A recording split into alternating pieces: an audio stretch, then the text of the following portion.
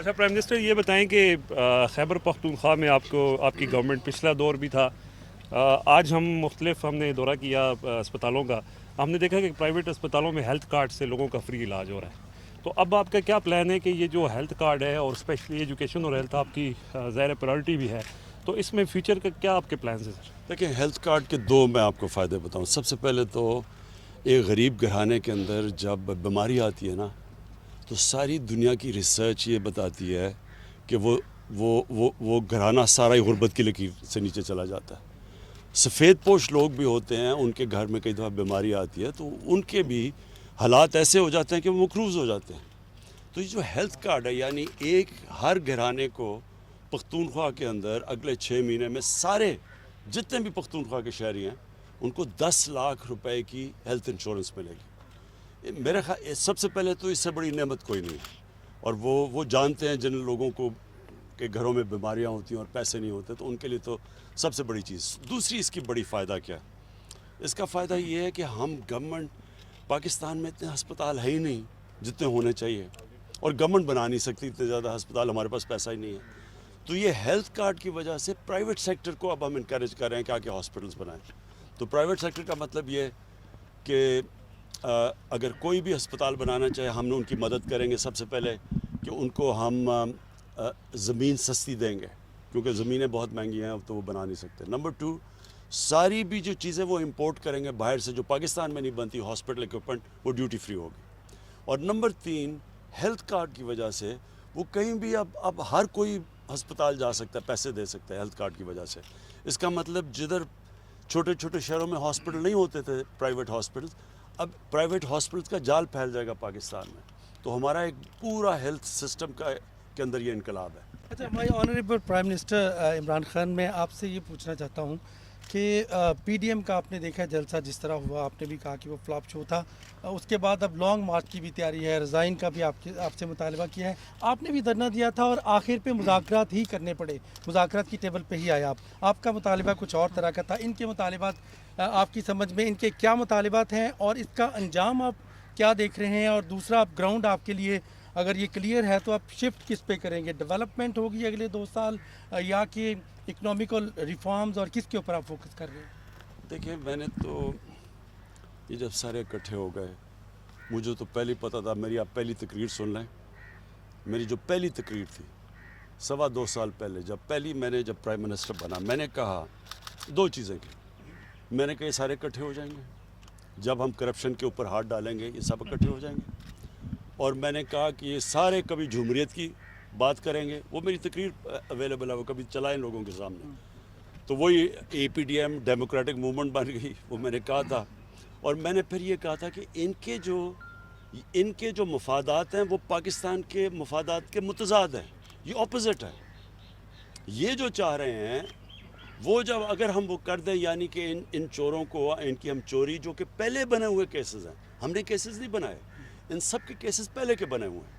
یہ چاہ رہے ہیں کہ ہم نیب کو ختم کر کے ان کے کیسز ختم کر دیں. یہ چاہ رہے ہیں. اگر ہم وہ کرتے ہیں تو سب سے پہلا میرا سوال یہ ہے کہ یہ پاکستان کی جیلوں میں جو لوگ بیٹھے ہوئے ہیں، ان کا کیا قصور ہے؟ پھر ان کی تو لاکھوں کی چوریاں ہیں، ان کی اربوں روپے کی چوری، اور ملک سے باہر لے گئے پیسہ.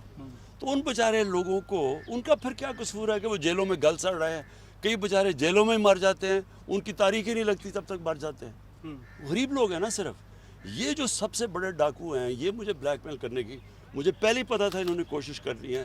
میں نے بار بار آپ کو کہا کہ یہ مجھے کوشش کریں گے، لیکن میں نے ان کو این آر او نہیں دینا. لیکن اسٹریٹجی کیا ہے؟ جو بھی اسٹریٹجی ان کی ہے کبھی کامیاب نہیں ہوگی. مجھے کبھی میں نے تو ان کو ملتان میں بھی ان کو کہا تھا کہ ان کو کرنے دو جو کرنا چاہتے ہیں. ہمیں صرف لیکن لوگوں کی جان اور مال کی حفاظت کرنا گورنمنٹ کی ذمہ داری ہے. اب کووڈ سے آج 100 سے اوپر لوگ مر گئے ہیں. اب ہم سب کو پتہ ہے کہ جب لوگ جمع ہوتے ہیں بیماری پھیل جاتی ہے، ساری دنیا کو پتہ ہے. ہم ان کو کہہ رہے ہیں، میرا تو صرف مقصد لوگوں کو بچانا تھا. اگر ان کے جلسے یہ اگر 10 جلسے بھی کریں نا، میں آپ کو ثابت کر کے دکھاؤں گا. 1 جلسہ کروں گا، ان سارے 10 سے کیوں ہوگا؟ کیونکہ میں کرتا ہوں پاکستانی قوم کے فائدے کے لیے جلسہ. میں جلسہ کرتا ہوں جب پاکستانی قوم کا پیسہ چوری ہو، یا میں چاہتا ہوں کہ الیکشن کے اندر ریفارمز ہوں. یہ کر رہے ہیں اپنی چوری بچانے کے لیے. کبھی پبلک چوروں کے لیے نہیں نکلے گی. میرے سے یہ لکھ لیں, کبھی قوم لوگوں کے وہ باہر ڈاکو سارے باہر بیٹھ کے جا کے وہاں لنڈن کی وہ شاپنگ کر رہا ہے, کھانے کھا رہا ہے, اور یہاں کہہ رہا ہے لوگوں کو کہ آپ سڑکوں پہ نکلو اور میری چوری بچاؤ. لوگ بیوقوف ہیں. دیکھیں, جو انسان سمجھتا ہے نا کہ عوام بیوقوف ہے, اس سے بڑا بیوقوف ہے ہی کوئی نہیں. الیکشن کے حوالے سے کل کیبنٹ میں بھی آپ نے ایک ڈیسیجن لیا کہ مارچ کے بجائے سے فیبرری میں, تو کیا سپریم کورٹ میں کوئی ریفرنس دائر کرنے جا رہے ہیں, کیسے کریں گے؟ اور ساتھ جو کیبنٹ کا اعلامیہ ہے اس میں یہ بھی تھا کہ تمام سیاسی جماعتوں کے لیے مذاکرات کے رات ہم اسے کریں گے شو آف ہینڈ کے لیے, تو اس کے لیے کیا کرنے جا رہے ہیں؟ کیونکہ آئینی ترمیم درکار ہوتی ہے کہ صدارتی ریفرنس اس میں کریں گے یا کیا کریں گے؟ دیکھیں, دو چیزیں ہم نے فیصلہ کیا. ایک, ہم الیکشن جلدی کروائیں گے سینٹ کے, کیونکہ یہ سارا ڈرامہ ہو رہا ہے یہ جو کہ سینٹ سے بیچارے ان کا خیال ہے کہ کوئی سینٹ کے الیکشن نہ ہو تو وہ تو فیل ہو جانا ہے. انہوں نے ویسے ہی ہم نے ایک آپ کو پتہ ہے کپتان تو میں ان سے زیادہ بہتر کھیلنا جانتا ہوں, تو الیکشن تو ہم پہلے کروائیں گے. لیکن جو دوسری چیز ہے, دیکھیں, پاکستان سارے جانتے ہیں کہ پاکستان کے سینٹ کے الیکشنوں میں پیسہ چلتا ہے, رشوت چلتی ہے, سب کو پتہ ہے. ہم نے 20 لوگ پچھلی بار یہ نکالے جنہوں نے پتہ چلا کہ پیسہ لیا. اس لیے ہم شو آف ہینڈز کے اوپر جا رہے ہیں. ہمارے خیال میں ہمارے اٹارنی جنرل نے ہمیں یہ بتایا ہے کہ سپریم کورٹ میں ہم رکھیں گے. یہ ہو سکتا ہے کہ آئین کے اندر امینڈمنٹ کے باوجود بھی ہو سکتا ہے یہ. اس لیے ہم سپریم کورٹ کے پاس جا رہے ہیں, اور ہم صرف اس لیے جا رہے ہیں کہ اس ملک میں سب کو جب پتہ ہے کہ رشوت چلتی ہے سینٹ الیکشن میں, تو ڈیموکریسی تو یہ کہتی ہے کہ شو آف ہینڈز کریں, جس کے زیادہ ووٹس ہیں وہ چیزیں. حالانکہ سٹنگ گورنمنٹ کے لیے آسان ہوتا ہے. ہم آرام سے, اگر ہم چاہیں, اس لیے تو کسی سٹنگ گورنمنٹ نے کیا نہیں ہے, ہم چاہیں تو ہم زیادہ اپنی جتنے ہمارے ممبرز ہیں زیادہ ہم سینیٹرز بنا سکتے ہیں, کیونکہ ہمارے پاس پاور زیادہ ہے. لیکن ملک کے لیے برا ہے کہ رشوت چلتی ہے اور وہ لوگ سینٹ میں پیسے دے کے آ جاتے ہیں. اس لیے ہم کہہ رہے ہیں شو آف ہینڈز پہ آئے. خان سے میں کہا گیا کہ اب مذاکرات کا وقت گزر چکا ہے, آپ سے مذاکرات کر نہیں رہے, یہ کس سے کرنا چاہتے ہیں مذاکرات؟ کس کے لیے وقت؟ میں نے تو سب سے پہلے ان کو کہا کہ ہم رکے. ہم نے کب کہا کہ نہیں کرتے مذاکرات؟ نیشنل ڈائیلاگ کی پیشکش کو وہ سمجھ رہے ہیں. نہیں, ہم نے کب کہا؟ دیکھیں, پارلیمنٹ کا مطلب ہی ہوتا ہے کہ ساری باتیں پارلیمنٹ میں ہوتی ہیں.